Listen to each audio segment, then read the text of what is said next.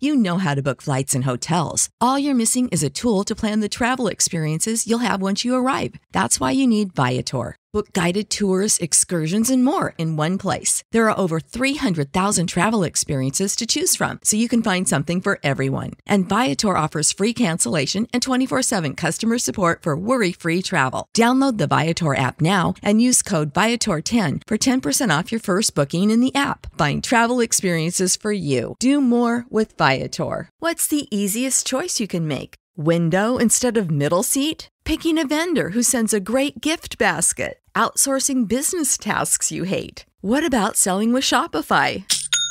Whether you're selling a little or a lot, Shopify helps you do your thing, however you cha-ching. Shopify is the global commerce platform that helps you sell at every stage of your business. From the launch your online shop stage to the first real-life store stage, all the way to the did we just hit a million orders stage. Shopify's there to help you grow. Whether you're selling scented soap or offering outdoor outfits, Shopify helps you sell. Wherever and whatever you're selling, Shopify's got you covered. Sign up for a $1 per month trial period at shopify.com/try. Go to shopify.com/try now to grow your business, no matter what stage you're in. Shopify.com/try.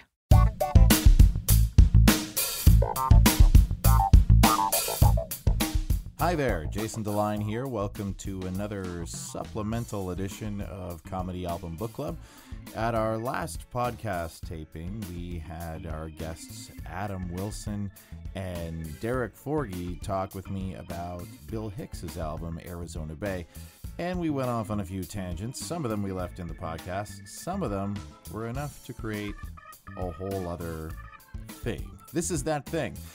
These guys have been friends for a long time, also friends of mine. They were in a sketch troupe called Press Release, which evolved into Press Release Repeat. And they're really funny, great guys. And we just talked a bit more about their comedy and some other things that didn't fit in the regular podcast episode. So that's what this is, and I hope you enjoy it.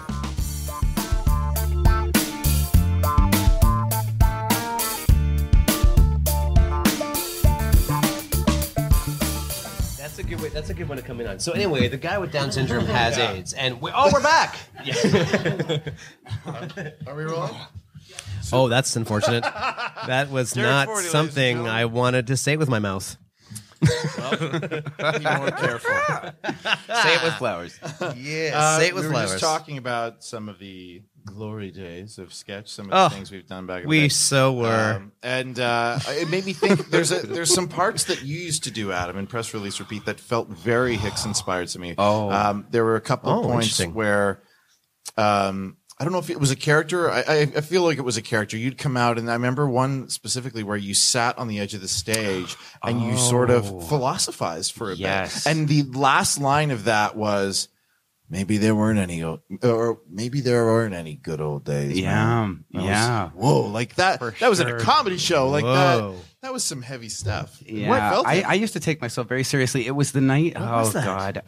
We were performing. I love that you remembered it better than I do. Oh, my antiquated gray-haired mind, fellas. I can't remember what gig it was, but I do remember you had allowed me to do it, and it was a bit dark. And I had gone on in a leather jacket with sunglasses with my guitar slung over my shoulder. Okay, yes, I do recall this. Strummed a couple of chords in a terrible Dylan imitation, and then I'm sure that the words out of my mouth, if Hicks hadn't written them, were like, let's say homage would be a noble way to put what I was doing there. Yeah, well, definitely there was some inspiration there. Like now, like looking back, like it's interesting that I have that memory sort of locked in my head, and I never really saw it until now. But yeah, that was probably 12 years ago. Fresher in your mind than mine. Well, you saw many more sketches than I did of you two, so it probably muddies. That's what's happening. Yeah, that's exactly what's happening.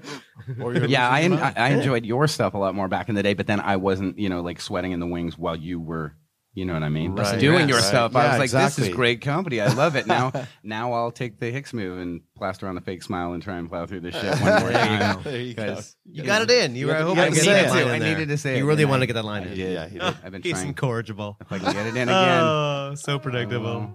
This guy. But yeah, I did love how you guys would swing back and forth between, surreal and dark, but then also very silly stuff and then some very intricate. You guys sort of had is it fair to say it's sort of got a Who's on First feel? The Starch and Buster. I love doing those. What was one of my favorite things to do of all time? Like one of my all-time favorite. How you would? Oh man, it was basically. It started out as just a regular sketch, and then I think we just did an Italian line run, and just as a goof. Am I getting this right? The genesis of this? It was somewhere around. We don't. Oh, hang on. We don't. Sorry, fella, that isn't how we do business around here. Well, this is for pleasure. Well, we certainly don't do pleasure like that. And it rolled into. And we rolled into this weird vaudeville. We just were trying to fuck each other over. Like we were just like we did the 1930s voice. We did one of these and all, and we just kept going faster and faster. I'm like, I'm gonna fuck him up, and you kept with it, and I kept with it, and we're like, so fast. Fuck, this is the funniest it's ever been. And we're like, let's make all of our sketches Starch and Buster from now on.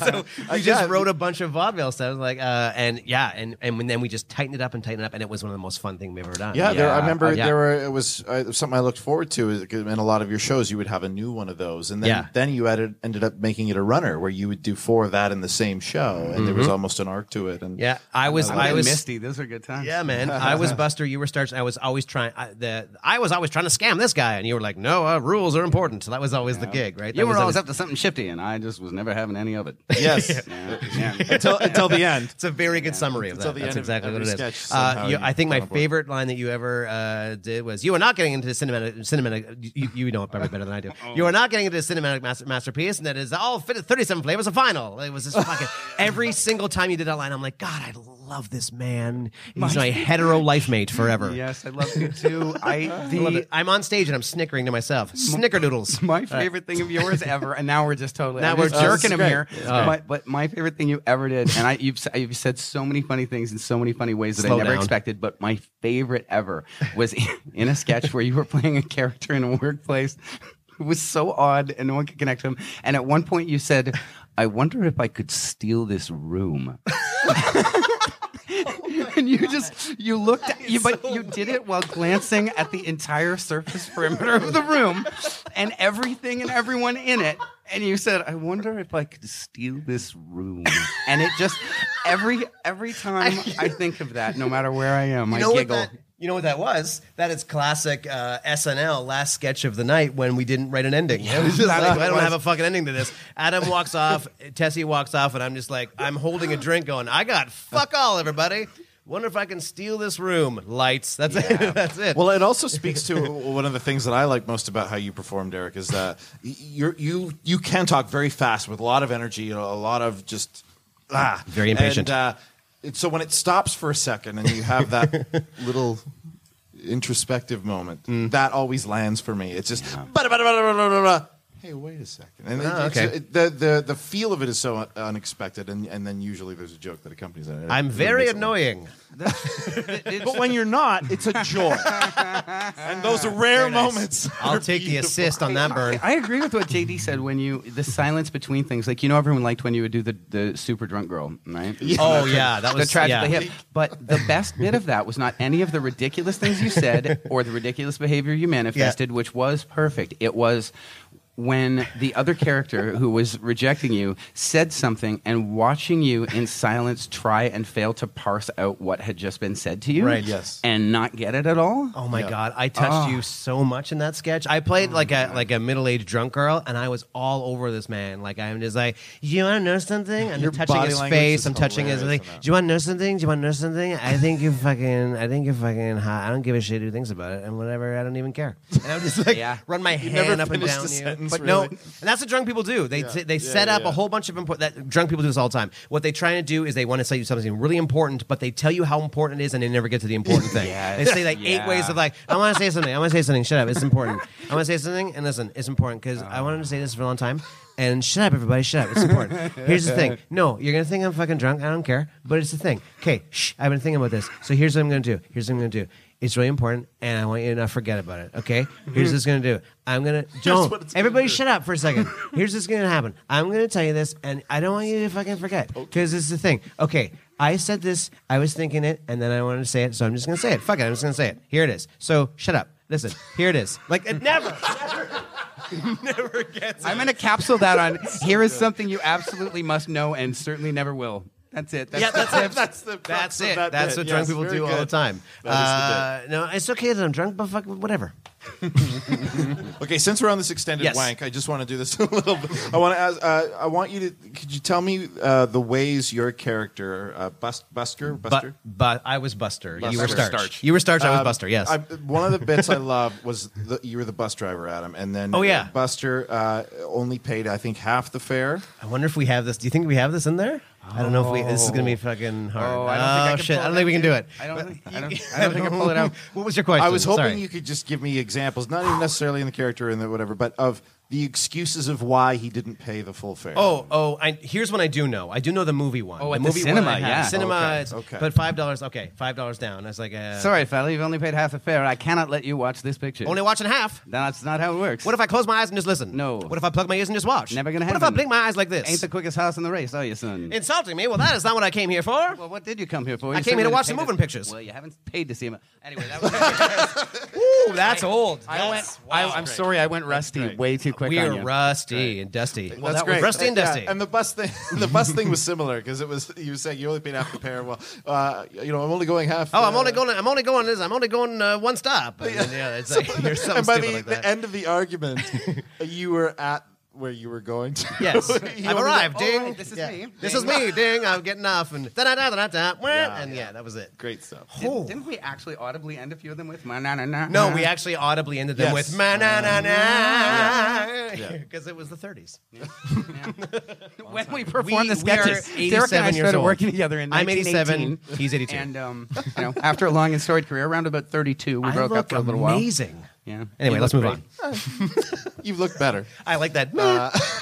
Okay, so we got some, None of this is. We're not recording yet, right? No. Okay, good. No. This is just to warm up your voices. You sound a little rusty. Can I ask you a question on that note? Yeah. Because I know you had so many rapid fire changes over short periods of time during those Radio Vault shows. Did you ever find it taxing to slip, particularly from character role to narrative role to character role? Like, was that a tricky waters? It probably was, but I loved the electricity of that challenge. I loved bouncing back and forth. I'm sure Seth MacFarlane. Yeah, I'm sure that I messed up sometimes, and I would bring one character you did. from the last. I remember. As I've documented here, and here. No, there's a lot of those. Yeah, I don't know, man. A few times I was like, what the fuck was with this guy? Does he even rehearse? Move on. Why is he doing this Anyway, show go in ahead. You front were of talking people? about how good you were. I was talking about how good he was. He was trying not to. Come on now. Go ahead. Come on. Yeah, Sorry. thanks, Derek.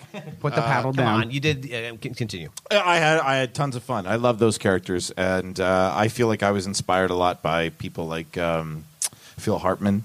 Doing that big classic narration type voice, and like the goofy characters like Carvey would do and stuff. Like I liked sort of larger than life stuff. But the great thing about how when we performed was we had all the scripts in front of us, and we didn't have to memorize anything. It was like an old radio show. So. We had a little blackout in between scenes, and once the next scene was there, it was like, oh yeah, there was enough on that page in front of me to get me where I needed to be. Sure, but watching the mid really sketch transitions, right? Like watching you shift character to character or narrator to character within one. Sorry, I didn't that was articulate fairly that well. rare. Yeah, I've seen it. That's hard. Yeah, but fun. Yeah, I don't know. Yeah, those were good shows. I don't have any science behind it. Tight writing, friend. Yeah, we had a lot of fun. Well, and we could write things tight and intricately because we had the script. It's easier when when you have to memorize 10 sketches to have a framework, have it written kind of loose, and then you play. But we didn't play it really at all. Right. It was all as written. Yeah. And sometimes I would come out to the show and start the thing for you, which I liked. Yes, you would. I do my audience warm-up thing, and I did that there, which I enjoy. It was always a warm house. Great. So the nights you didn't enjoy, you threw him off, is what you just... Truth. That was you. That's right. We have a lot of fun. Okay, well, that's our extended talk with Adam Wilson and Derek Forgy. Thanks again for listening to Comedy Album Book Club. Remember, we tape the live podcast show the first Thursday of every month. Coming up in June, we have Force Majeure, Eddie Izzard's album, and my featured guest is Ian McIntyre. I'll also have a friend of the podcast, Merle Evans, as well as Adam Bailey. Should be a great time. Hope to see you there, and if not, you can listen to the podcast not long after for that episode. I'm Jason DeLine. Thanks for listening to Comedy Album Book Club.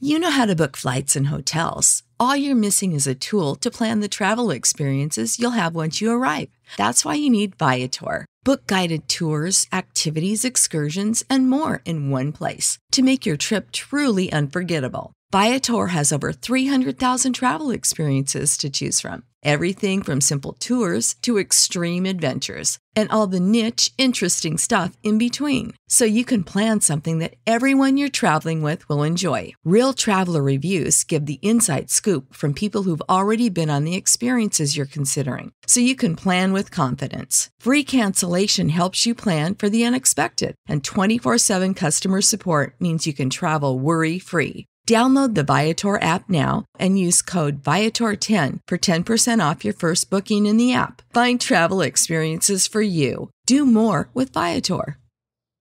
Swimsuit? Check. Sunscreen? Check. Phone charger? Check. Don't forget to pack the 5-Hour Energy. It fits great in a pocket or carry-on, and the alert feeling will help you arrive ready for anything. Now get 20% off when you use code 5HETRAVEL at 5hourenergy.com. Expires April 30th. One-time use only. Not valid with other discounts. Remember, visit 5hourenergy.com and use code 5HETRAVEL to save 20%.